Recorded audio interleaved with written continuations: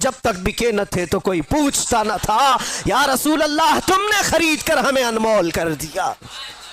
बात सिर्फ इतनी है, उनकी बात करो, हर दिल पे उनकी बात करो।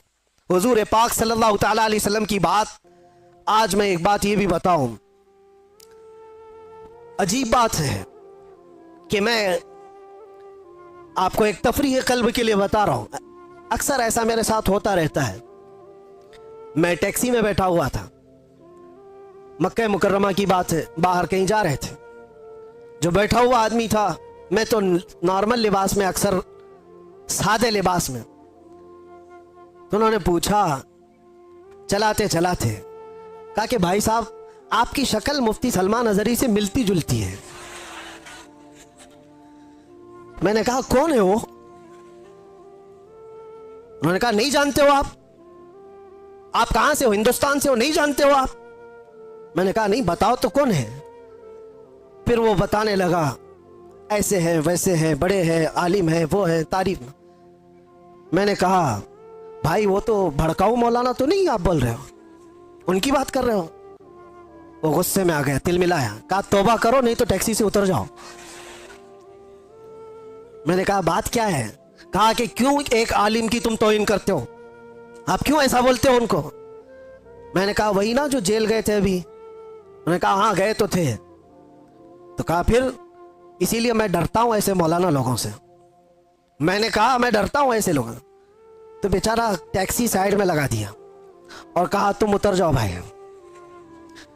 मैं ऐसे आदमी को नहीं बिठाता, मैं नहीं बिठाता, आप उधर जाओ, आप तौहीन करते हो उलमा की।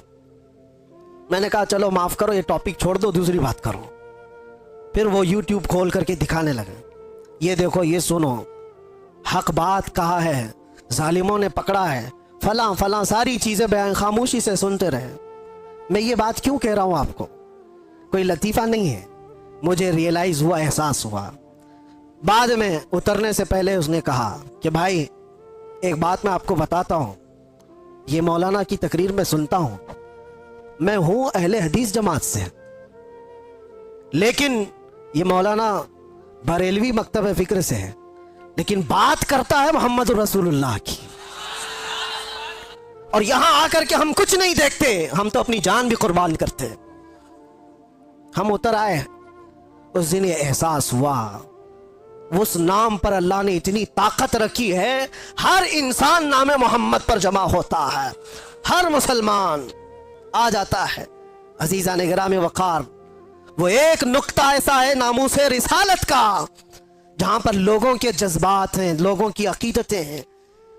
मुझे आज उस टॉपिक पर बात नहीं करना है कि कौन किस मकतब फिक्र से और क्या था, लेकिन हमने ये महसूस किया है दुनिया के चप्पे चप्पे और कोने कोने से अगर लोगों के दिलों में हमारे लिए कोई जज्बा मौजूद है तो वो हमारी जुबान का कमाल नहीं, ये निस्बत मुस्तफ़ा का कमाल है, रसूल करीम सल्लल्लाहु ताला अलैहि वसल्लम के कदमों का कमाल है। इसीलिए उमर इब्न खत्ताब रज़ी अल्लाह ताला अन्हु ने सच कहा था।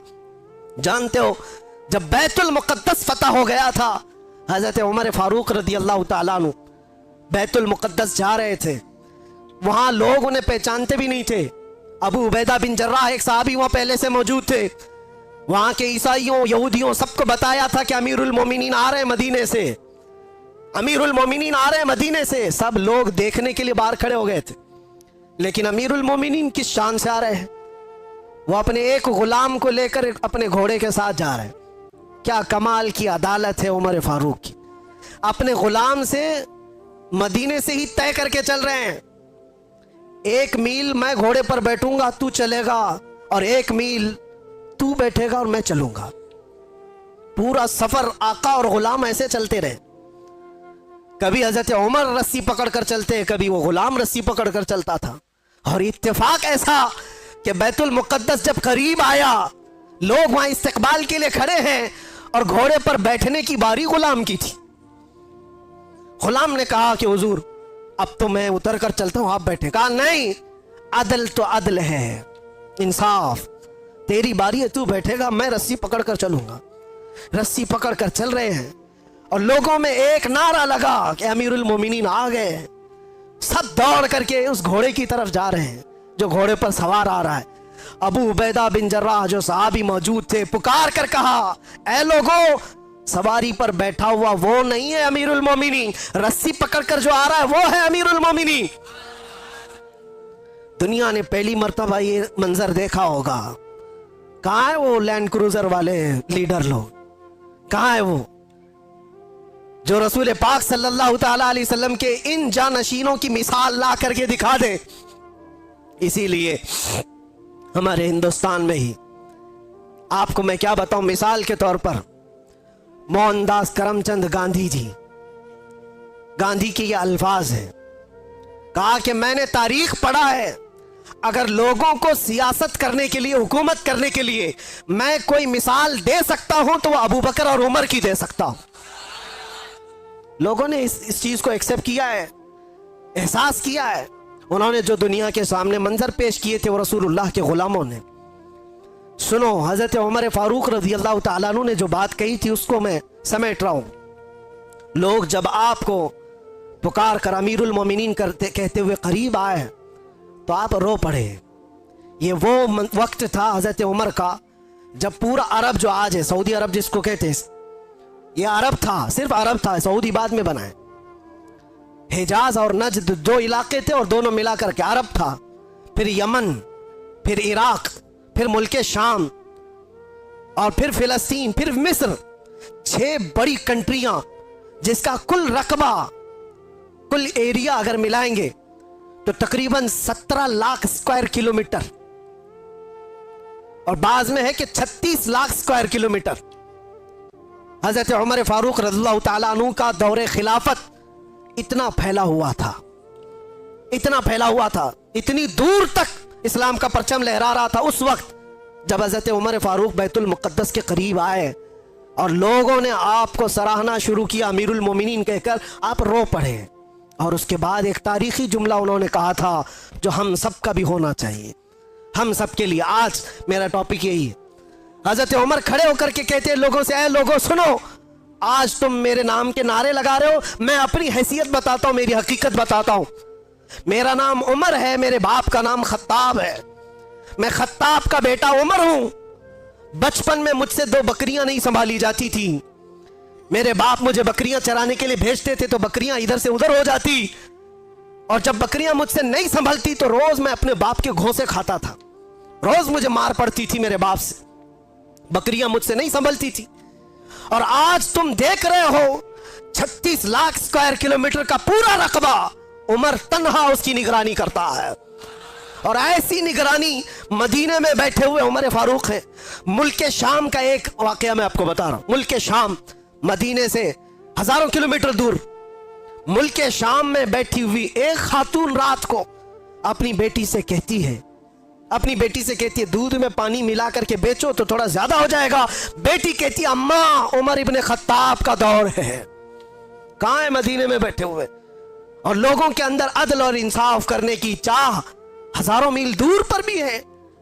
तो हजरत उमर उस दिन ऐलान करते हैं, आज जो बचपन में 2 बकरियों को नहीं संभाल सकता था, 36 लाख स्क्वायर किलोमीटर को तन्हा चलाता है, वो इसलिए नहीं कि खत्ताब का बेटा उमर है, इसलिए चलाता है कि मोहम्मदुर रसूलुल्लाह का गुलाम उमर है।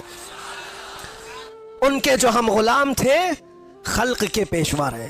कुल मिलाकर ये एक ही नुक्ता है, हमें करनी है शहिंशाह बतहा की रजा जोई, वो अपने हो गए तो रहमत परवरदिगार अपनी। अगर हुजूर हमारे हो गए तो फिर बचा क्या है? इसीलिए सहाबा क्या कहते थे पता है? सारे जख्म खाते थे, मुसीबतें उठाते थे, और फिर मुस्कुरा करके हुजूर से कहते थे, हर सितम हर मुसीबत गवारा है, या रसूल अल्लाह एक बार तुम कह दो कि तू हमारा है। तुझसे तुझी को मांग कर मांग ली सारी कायनात। सहाबा इकराम भी बड़े अकल के साथ, बड़े इश्क के साथ मांगते थे। हुजूर पाक सल्लल्लाहु ताला अलैहि वसल्लम जब जब किसी सहाबी से कहते कुछ चाहिए, कुछ मांगना है, तो उनका सलीका भी तो देखो मेरे अजीजों। तुम्हें अगर ऑप्शन दे दिया जाए तो जल्दी से क्या मांगोगे? हर एक के अपने मसले हैं, हर एक के मसले, जो जिस मसले में उलझा हुआ है वही मांग लेगा। अरे नौकरी नहीं लगती, 2 साल से भटक रहा हूं, नौकरी मिल जाए। किसी को छोकरी नहीं मिलती, वो मांग रहा है, या जो चाहिए वो नहीं मिलती, وہ مانگ رہا ہے, اسی میں ساری دنیا تمہاری, سارے عقل اسی کے اندر دنیا مانگنے کے لیے, اور 4 دن کی عیاشی ہے, اس کے بعد پھر پرانی ہو جاتی ہے. جس چیز کی بیس دنیاوی محبت پر ہوتی ہے, یاد رکھنا, وہ بہت جلدی پرانی ہوتی, اس سے محبت بھی قائم نہیں رہ پاتی. اور جس چیز کی ابتدا اللہ کی رضا پر ہوتی ہے, وہ دنیا میں بھی سلامت رہتی ہے, آخرت میں بھی سلامت رہتی, وہ اللہ محفوظ رکھتا ہے. اور صحابہ کیا مانگتے تھے؟ ایک صحابی رات کو حضور صلی اللہ علیہ وسلم کی بارگاہ میں تہجد کے وقت وضو کرا رہے ہیں. حضور نے خوش ہو کر کے پوچھا کہ کچھ مانگنا ہے تمہیں, کچھ چاہیے؟ آپ سوچو, مالک جنت جب یہ پوچھ رہا ہو, کچھ چاہیے تمہیں, کچھ مانگنا ہے؟ صحابی رسول نے کیا کہا؟ یا رسول اللہ, اتنا چاہتا ہوں کہ جنت میں آپ کا ہم نشین بن جاؤں, آپ چاہیے بس, آپ کا ساتھ, آپ ہوں بس میرے لیے.